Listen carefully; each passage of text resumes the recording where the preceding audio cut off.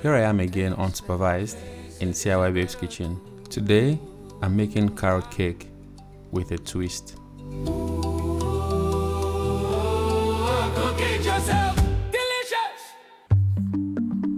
To make my kind of carrot cake, you first need to go outside and harvest the carrots you planted 3 or 4 months ago. If you didn't plant any carrots, it's totally fine. You can use one that you bought in the store or in the market. So what we're going to do next is grate the carrot. What's a carrot cake without carrots? Am I right?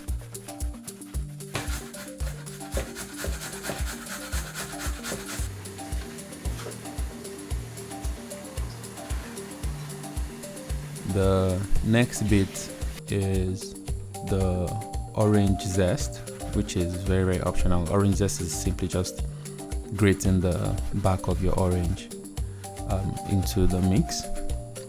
Now for the first twist, it's a nutty twist. I'm adding pistachio nut. And why? Because I can, I guess, and I'm unsupervised in the kitchen, so I will not be taking any further questions.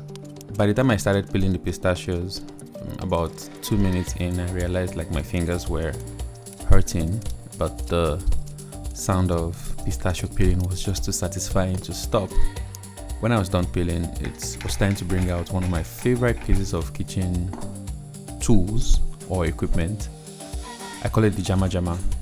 I flirted with the idea of just leaving the pistachios there inside the cake mix, but then the cake was already surprising enough than for someone to bite into the cake and just hear the loud crunch of pistachios. So I started crushing it.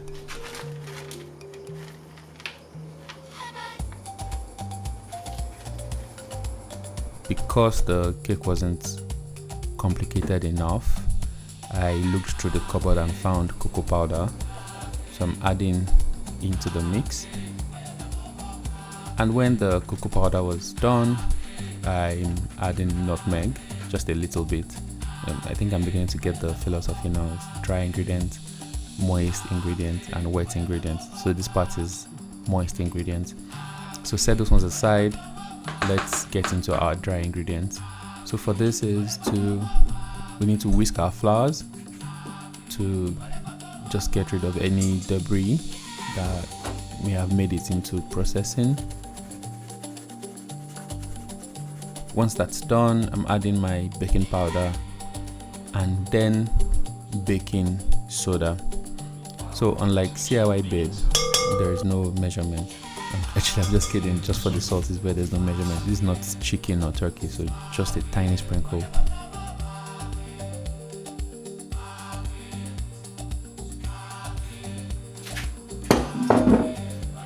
And then just like that, I'm setting my dry ingredients aside.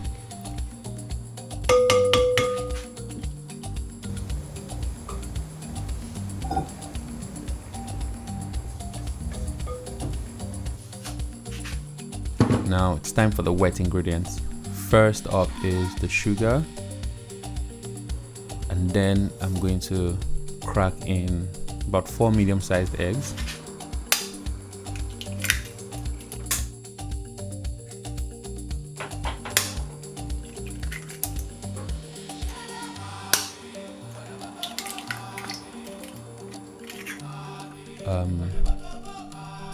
And then I'm going to give it a good mix.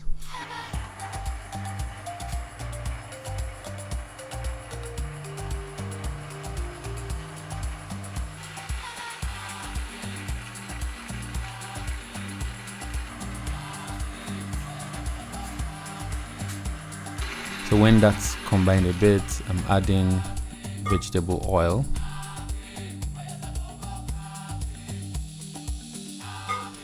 I also added a splash of vanilla extract. I think CIY Babe is trying to make one from scratch by herself, so stay tuned to the channel. Then let's give it a good mix.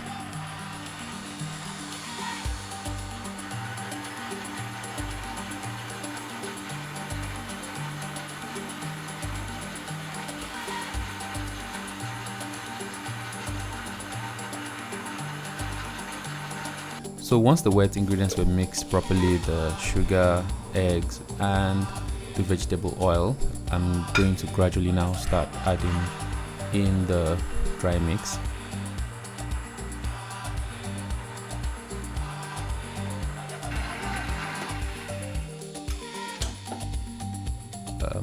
So you just continue adding it little by little until it looks kind of like glossy and just a little bit slimy in a good way.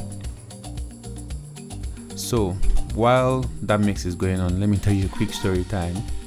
So my mom used to bake a lot while I was a kid, and I remember I would see at some point they would add like nutmeg into the mix while baking. So I thought nutmeg was a universal baking ingredient.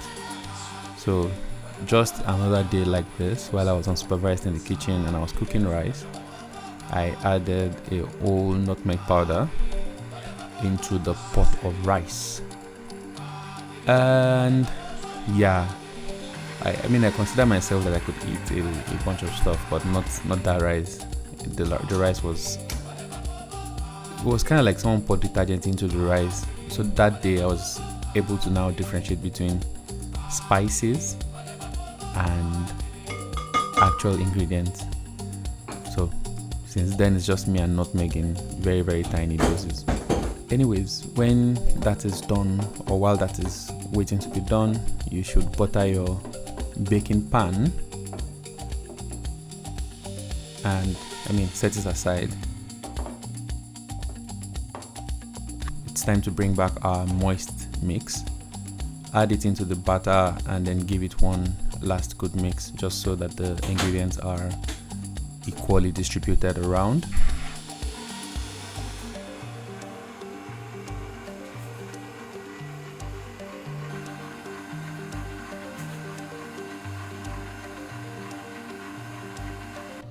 And then when it's done, pour it into the pan and voila, bake, let it cool, and actually enjoy the carrot cake with a nutty twist. That's Nutty, nutty twist.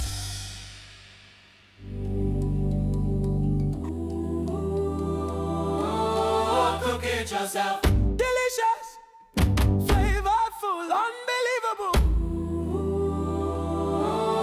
We just call it